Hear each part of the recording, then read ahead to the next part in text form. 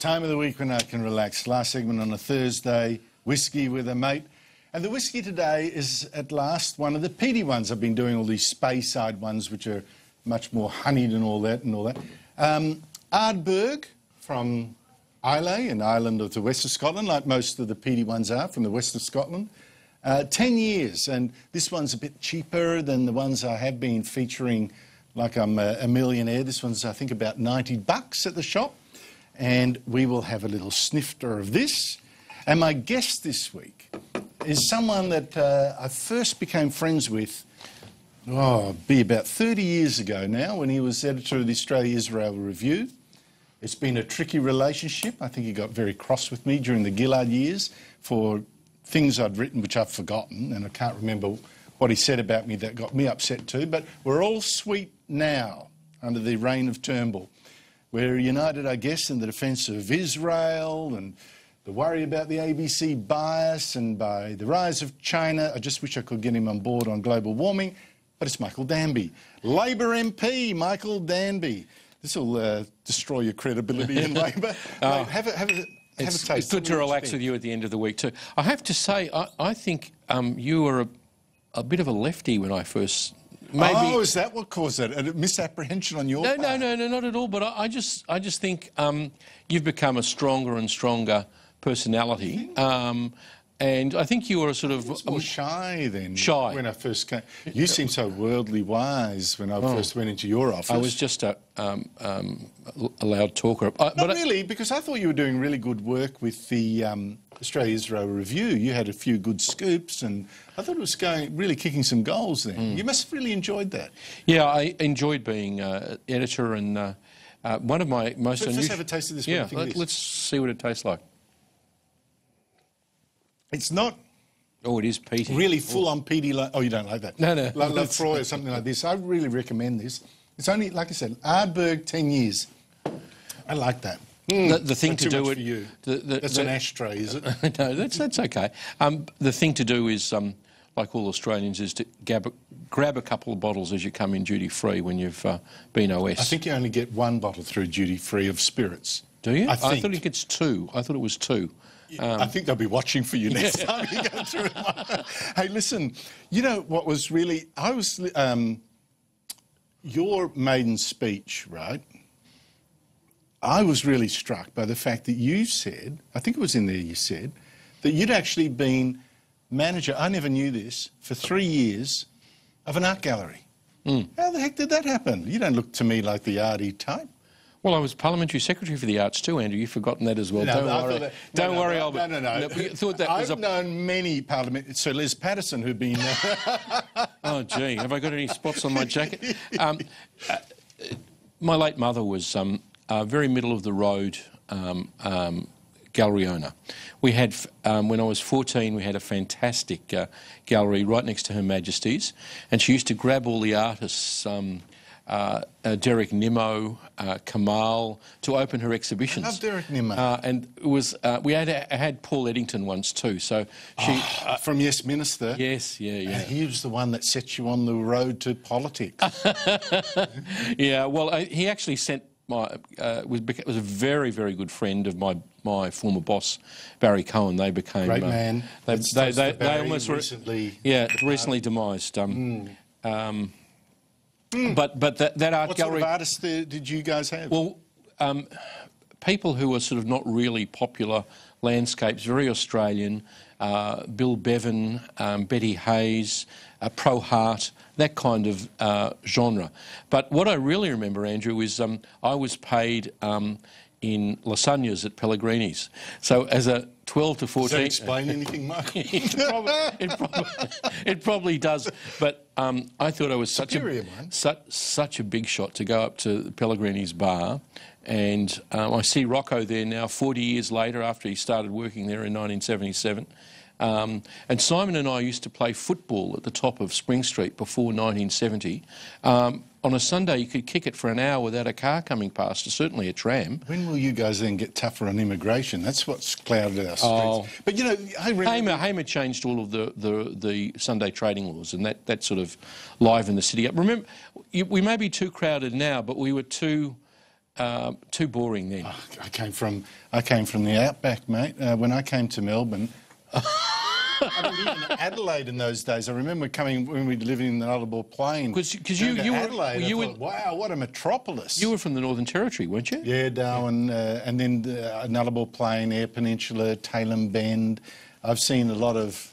So you were there with your late dad when he was a teacher. He was teaching in various places. That's why, because they shifted them all around. Yeah. It was a beautiful article you wrote, by the way. Well, that's really about love and family and memory and all of these kind of things. They're difficult, aren't they? But I was thinking, with memory, like you were telling me the other day, your grandfather, was it your grandfather when he came here?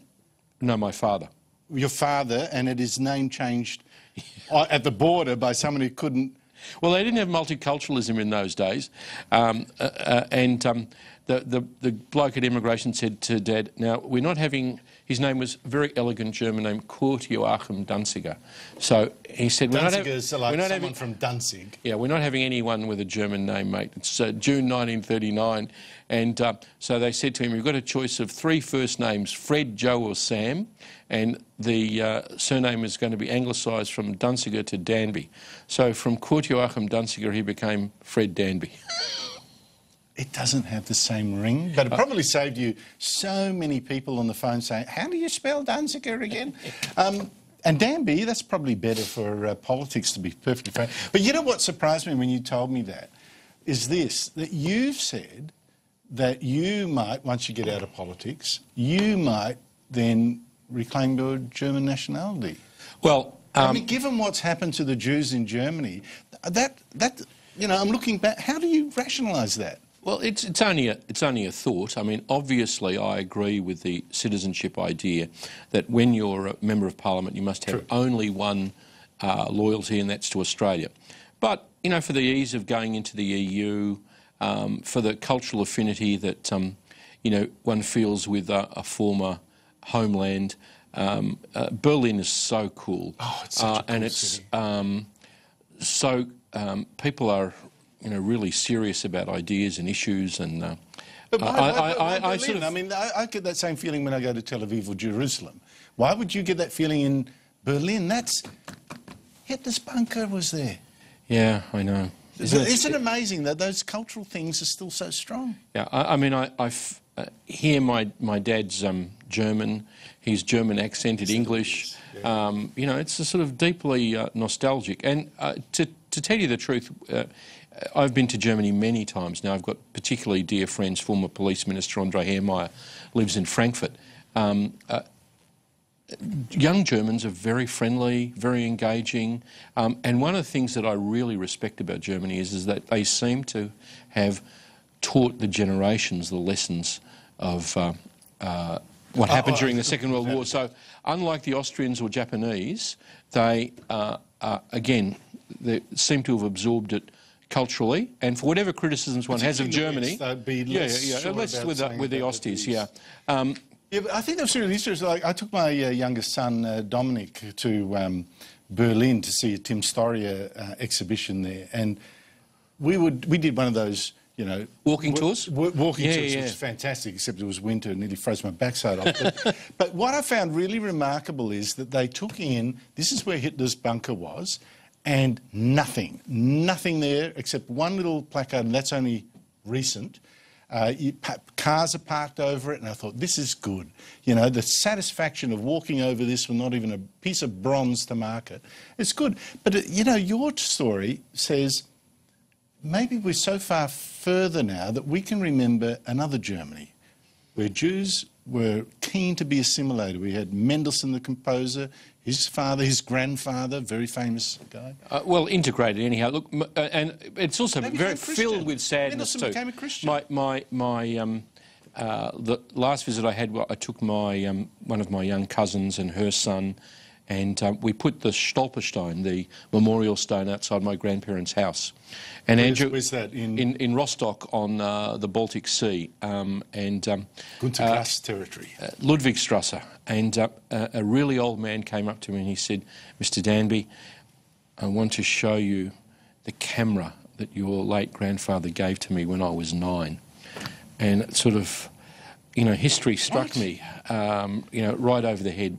But, the city council, all of the people who lived in the street, the local newspapers and TV all came out for this installation of the Stolperstein, the memorial stone, and they do it very widely across Europe, but particularly in Germany. And it's mandated by German law that you have to say verschlossen, murdered. You can't sort of make it sweet and like cover died. it over. Yeah. It's not died, it was murdered. But what's interesting in what you're saying too is that something that I sometimes feel about Australia, my parents being Dutch, that when I walk on the streets of Holland, or when I walk in the streets here, in Holland you feel history, your history, through the stones. Whereas here you feel not quite. The roots don't go as deep. And somehow it makes a difference to me. Whenever I've gone overseas and I come back to Australia, you must feel it the same thing. I'm so glad to be back here. It's a sort of the familiarity and the love. My brother has a great saying, Australia, what a country. And it's not just the Pauline Hanson summary of Australia, there's so many things that are so nostalgic about this country. I've even done a post recently that I was hoping to send you about my nostalgia for Acland Street and Fitzroy Street, which have been. Well, you won't now, Andrew. Go back there and you see what the council and Yarra Trams have done to it. They've turned it into a concrete cavern, and the 4 cake shops are hanging on with their fingernails, but that's all that's left. Well, I've lost a little bit of love for it since the Danube Cafe left. Yes. With its wonderful Wiener Schnitzels and even better, the chicken Kievs. Oh, the chicken Kievs. What happened to them? What are you reading at the moment? I'm reading the book about Churchill that comes out of the film. The name of which is Darkest Hour. Yeah. Have you read Boris Johnson's fantastic biography? Yes. Yeah. Well, Amanda had, and I'm halfway into it. I think I do the same thing as you do, and that is read several books at the same time. I know. Yeah, it's a mistake, but you sort of conflate them all. The thing that I don't like about this book is it's a bit millennial, and he doesn't acknowledge the great historian John Lukács, who wrote the seminal work, which is only relatively recently, about how Churchill outflanked the Holy Fox, Halifax, in the British War Cabinet, and showed that leadership, even at a time like this, it was never determined that Britain would fight all the way through. Winston didn't have the numbers in the War Cabinet, even with the Labor people and the Liberals supporting him, and he had to take it to a wider group of ministers, use his famous rhetoric, and they all came up to him and slapped him on the back, and Halifax and Chamberlain had to go back into their boxes. There was a vote in Parliament, and the British fought on. But it's the hinge of history. It could have been so different. How often can you say that on this little thing? So much changed. Winston Churchill, what a great man. I tell you, you'll be a Conservative yet, Michael, as soon as you leave the Labor Party. Michael Danby, no way. So much. Yeah, we'll see. Michael Danby, thank you so much for your time. And thanks for your whiskey. I think it's not bad. Yeah, no, it grows on you. Good on, like warts, yeah. Hang on, because Ross Cameron and Rowan Dean are next, followed by the great Paul Murray. From me, good night.